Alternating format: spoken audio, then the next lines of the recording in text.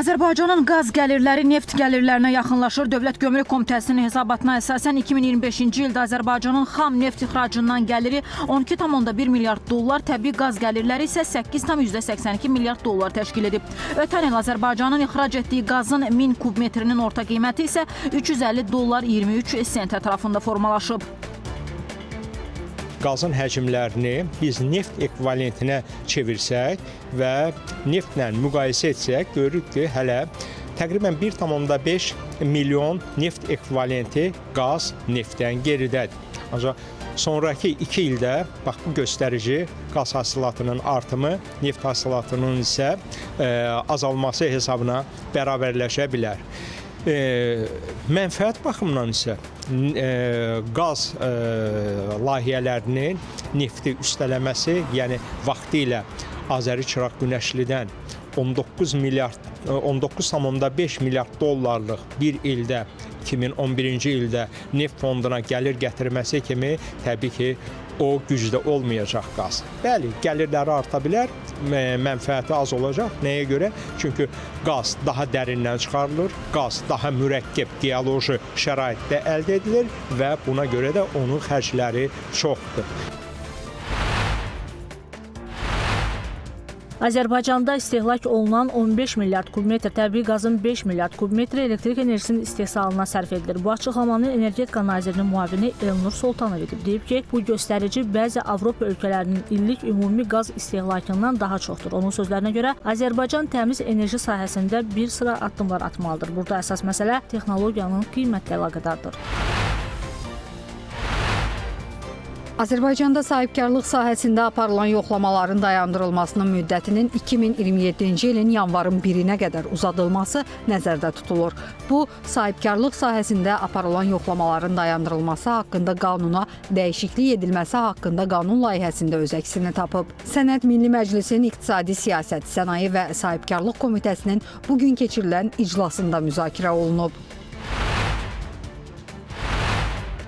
Ölkədə palatalar haqqında qanun layihəsinin hazırlanması təklif olunur. Bu, biznesin daha yaxından dəstəklənməsi və hökumətlə dialoqun dərinləşməsinə kömək edə bilər. Hazırda Azərbaycanda palataların əksəriyyəti ictimai təşkilatlar kimi fəaliyyət göstərir ki, bu da onların imkanlarını məhdudlaşdırır. Xüsusi qanunla tənzimlənən palatalar isə real sektora dəstək imkanlarını artıraraq iqtisadi diversifikasiyanın dərinləşməsinə töhfə verə bilər.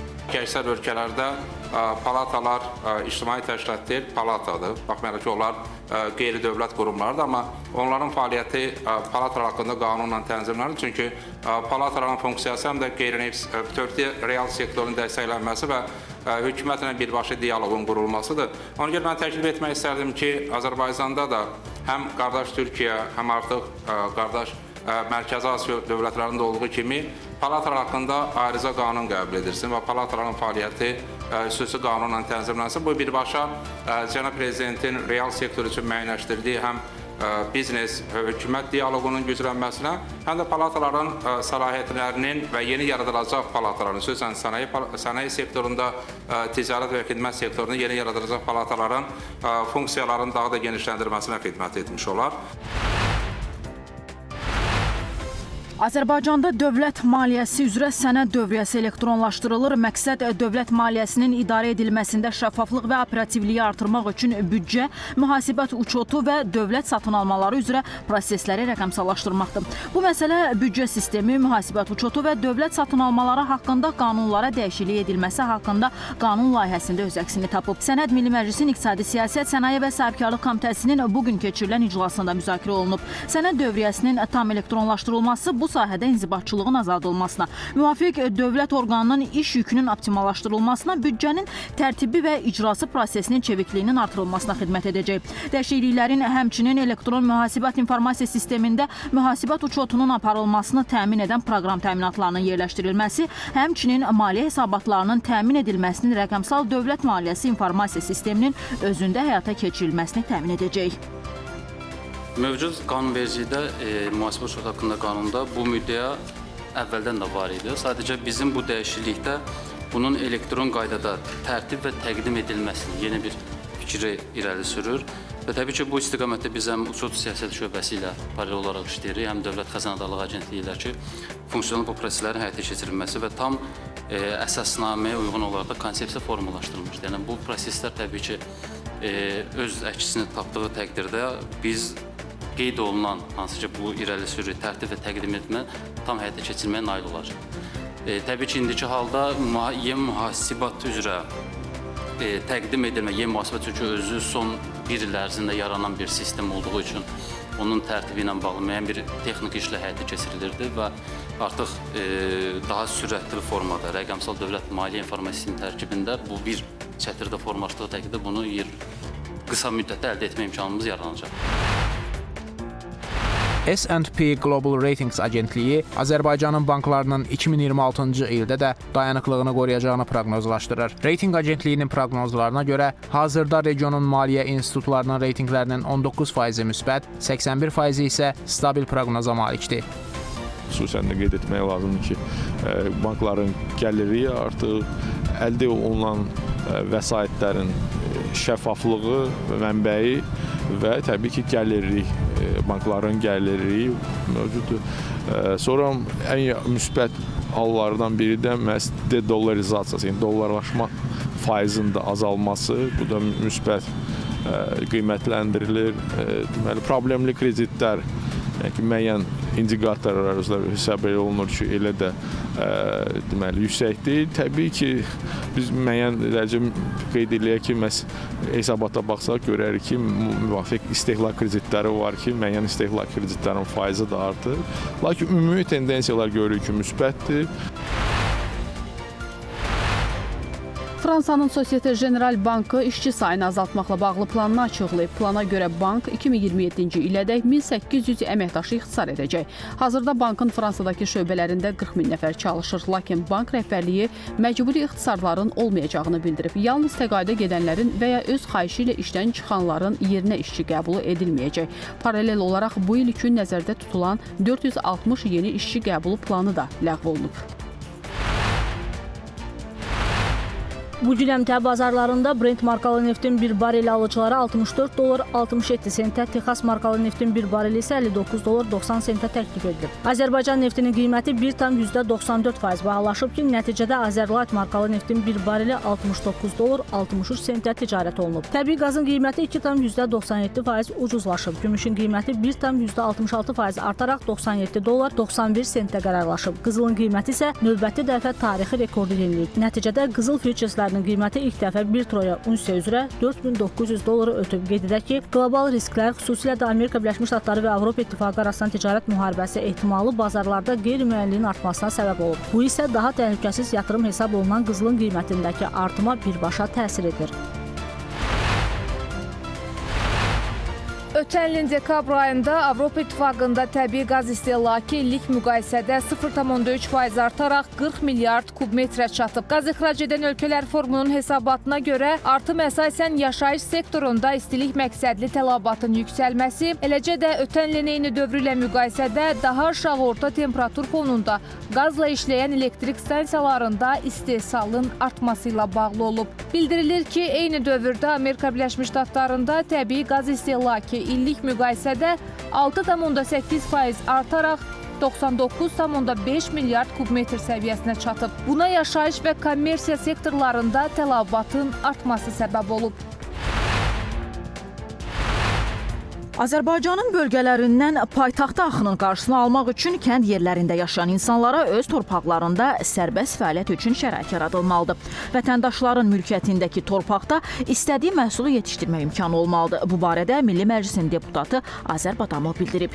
Kəndlərdə yaşayan insanlara onların mülkiyyətinə pay torpaqları verilmişdir. Amma pay torpaqların üzərində ki, kol-kostan təmizlənməsi qanunla qadağandır və cinayət məsuliyyəti yaradır. Bu da kəndlinin, fermerin mülkiyyətində olan torpaqdan səmərli istifadə edilməsində problemlər yaradır.